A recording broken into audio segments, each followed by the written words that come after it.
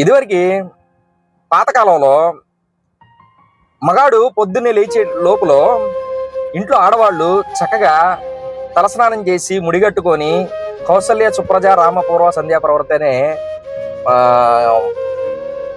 సంకీర్తనలు పెట్టి పొద్దున్నే తెల్లవారుజామునే మగాడు ఈ సంకీర్తనలకి లేచేవాడు.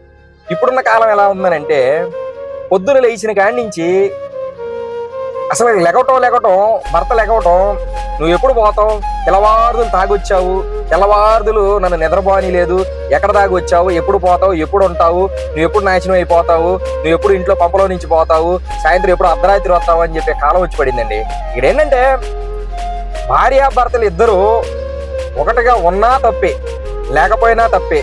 పొద్దున్నే మనం పూర్వకాలంలో వినాల్సిన సుప్రభాతాలు ఆడవాళ్ళ తిట్టులతో సుప్రభాతాలు వినే పరిస్థితికి వచ్చింది. ఇక్కడ ఏంటంటే భర్తకి బెడ్ కాఫీతో ఇచ్చే కాలం పోయి ఎదురుగా పొద్దున్నే లెగంగానే చీపిరి కట్ట పట్టుకొని ఎదురుగా నిలబడే కాలం వచ్చి పడిందండి. అంటే భర్తని పొద్దున్నే లెగంగానే ఇంతకు ముందు కాఫీ ఇచ్చి ఎంత కష్టపడి వచ్చారో రాత్రి అని చెప్పేసి కాఫీతో శుభోదయాన్ని పలికేవాళ్ళు. ఇప్పుడు ఏంటంటే హ్యాంగ్ ఓవర్ పట్టేసిందని చెప్పేసి పొద్దున్న లేచి చూస్తే భార్య ఎదురుగా అమ్మోరు తల్లిలాగా చీపిరి కట్ట పట్టుకుంటూ ఉంటుంది. కాబట్టి ఈ బాధల వల్ల ఒక మగాడు ఈ సిచ్యువేషన్ ఎందుకు చెబుతున్నానంటే, పొద్దున్నే ఒక ఆయన నా దగ్గర వచ్చి కలిశాడు. కలివంగానే ఏంటన్నా ఎలా ఉన్నావు, పొద్దున్న ఏంటి మందు వేసేవానంటే, ఏం చెప్పాలి తమ్ముడు, ఏం చెప్పలేక మింగుతా ఉన్నా అన్నాడు.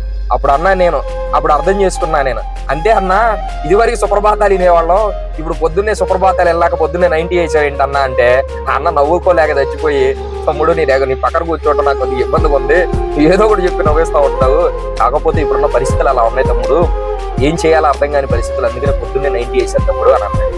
ఇదే చెప్తున్నాను, ప్రతి ఒక్కళ్ళు మగాడు బయటికి వెళ్ళినప్పుడు ఎప్పుడు ఏ సిచ్యువేషన్ లో ఉంటాడో తెలియదు. కాబట్టి తమ భర్త మూడుముళ్ళ బంధాన్ని నిలబడి ఉండాలంటే వాడు ఎంత విధమైనా సరే వాడు సుమంగళితో ఉండాలని చెప్పేసి మీరు ఎప్పుడు దీవించుకునేటట్టు ఆ భర్త జీవితం బాగుండాలని చెప్పేసి ఈ భార్య కూడా గొప్పగా ఉండాలని చెప్పేసి దీవించటమే మహాబలం. అందుకనే పొద్దున్నే సుప్రభాతాలు వదిలేసి చీపురు కట్టలు పట్టుకునే కాలం వచ్చింది. కాబట్టి దయచేసి భార్యాభర్తలు అర్థం చేసుకొని అన్యోన్య దాంపత్యంగా శుభ్రంగా ఉండాలని కోరుతున్నాను. నమః శివాయ.